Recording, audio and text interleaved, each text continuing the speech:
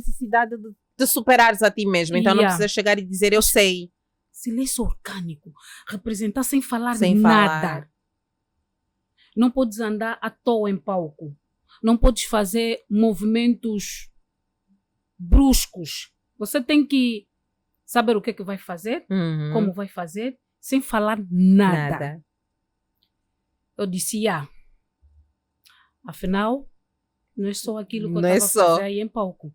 Que é só ler, falar. Também é uma representação no silêncio. Certo. O silêncio fala. Fala, e muito! Exatamente. No segundo ano, encontro já a representação com os contos. Os contos, tens que falar. Tens que escolher um conto. Nós escolhemos o conto africano, né? E nos contos, o professor até ainda ajuda. Não peguem contos com muitos personagens. Porque é uma representação, um trabalho individual. Sim, tu tens que narrar e tens que fazer esses personagens que tiverem no conto, e cada personagem tem a sua voz. Olha a minha queda. Imagino. Na sua ambição de querer fazer tudo. Afinal, né? Agora vamos ver, Mena. É uma luta. Imagina. Mas é muito, muito bom. Não é? Muito bom. A Mena falava de silêncio orgânico e eu lembro-me que no Super Pacato, o primeiro filme que fizemos, curta-metragem, nós discutíamos sobre isso, a questão do silêncio, porque era um filme sem texto. Sem texto. Eram ações, recebemos um guião que não entendíamos a instrução nenhuma e nos perguntávamos como é possível, como vai ser. E mais do que o trabalho em si, mais do que o estudo em si, porque acredito que foi muito antes da Filomena entrar na universidade. Foi muito antes. Não, essa experiência não lhe despertou nada quando chegou à universidade e ter que ter a parte científica daquilo que já fez ou já fazia anteriormente. Eu acho que eu notei uma diferençazinha ali. Certo. Silêncio orgânico gravando para ser um filme e silêncio orgânico para em palco. O teatro, certo. No filme, o silêncio orgânico está ali. Tu não falas nada e tu serás dirigida pelo diretor. Certo, o diretor vai dizer, tu ficas aqui, senta aqui, não te mexas, só quero o teu olhar. E cada coisa que tiveres que fazer ali, sem falar nada, o diretor vai dizer, olha, agora eu quero que fiques assim. E tu vais mexer. Em palco, não. Não. Em palco, tu crias uma história. E quando entras em palco, o professor não está aí, ou o diretor, o encenador, não vai estar lá dizendo, agora tu tens que encostar ali. Certo. Isso vai depender simplesmente de ti. Exatamente. Tu é que tens que saber como vais se movimentar, que expressão você vai pôr ali, mas tu tens que mostrar do silêncio orgânico qual é a história que queres contar. Aí há diferença. Aí a grande luta. E imagino que o desafio tenha sido maior, eu insisto no silêncio orgânico, sim, gosto. Sim. A grande dificuldade, imagino que tenha sido que do teatro, o que nós aprendemos ser o nosso teatro, entre aspas, né? Abro mesmo aspas, porque o teatro é universal. Sim. As teorias estão aí, os conceitos. Pois então dizia...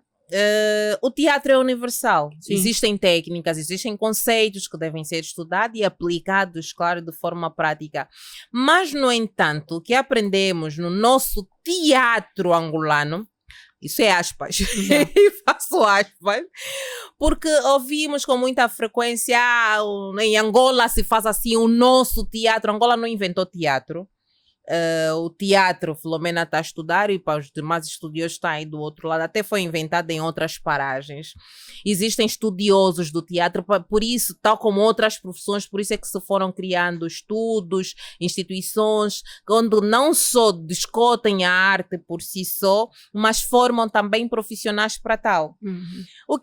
Por que eu trago isso, insistindo no silêncio orgânico? Porque desde cedo você vai para um grupo de teatro e vão dizer, você tenta ser o mais natural possível, digo, sem ser profissional, sem entender nada da arte, e o que é que vais encontrar nos grupos? Espero que tenham mudado, mas ainda não vi a grande diferença. É que para tu falares, a pessoa tem que ser expressiva, tem que abrir o braço, tem que gritar, tem que. Quando depois, no final das contas, estamos aí a mutilar os atores. Felizmente, existem agora academias, existem instituições desde o ensino médio, a universidade, que já vão mudando um pouquinho dessa visão para os atores, mas para os diretores, digo eu e questiono, que era muito importante que todos nós nos focássemos nisso, que é estudar um pouquinho mais, entender um pouquinho mais a profissão que estamos a exercer. Senão amanhã estamos a ser ultrapassados por aqueles que estão a estudar e depois ficamos aqui, eu tenho uns X anos de experiências, quando é bem assim, Filomena tem X anos de experiência. Chegou lá na universidade e encontrou o silêncio orgânico. Sim, mas falando no que acabaste de dizer, no que tem a ver com expressão, né? Expressão no teatro.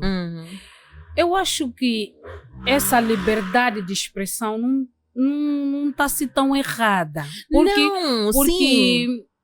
Há personagens, às vezes, que exigem mesmo dessa Até liberdade. aí estamos completamente de acordo. Agora, o problema está em levar essa expressão muito forte do teatro para a televisão.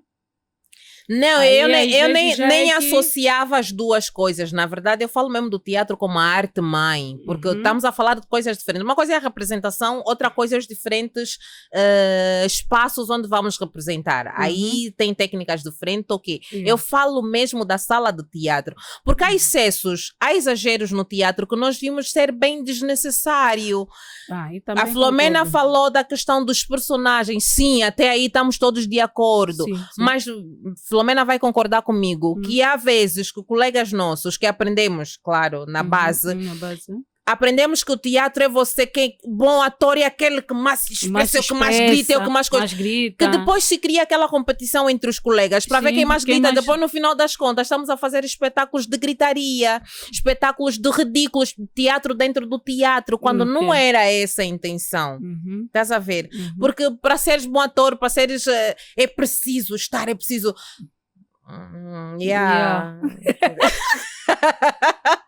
É exatamente isso, sem querer causar problemas para ninguém, claro.